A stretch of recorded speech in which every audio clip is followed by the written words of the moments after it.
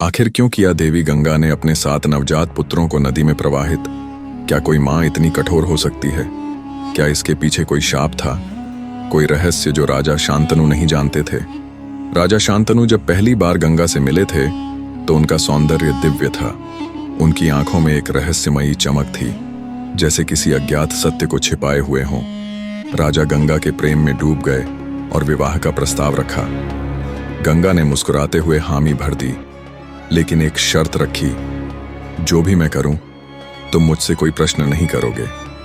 प्रेम में अंधे राजा ने तुरंत स्वीकृति दे दी, बिना यह जाने कि यह वचन उन्हें किस पीड़ा की ओर ले जाने वाला था।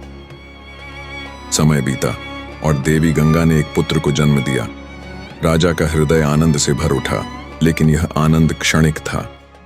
गंगा ने नवजात शिशु को गोद में उठाया और बिना कोई भाव प्रकट किए उसे नदी की लहरों में समर्पित कर दिया।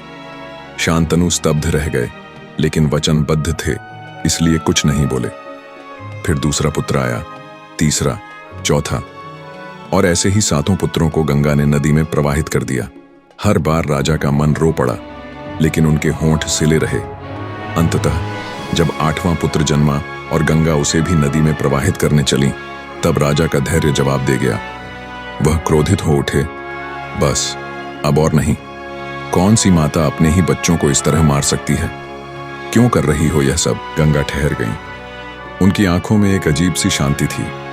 उन्होंने एक गहरी सांस ली और कहा, राजन, अब जब तुमने अपना वचन तोड़ दिया तो सत्य सुनो।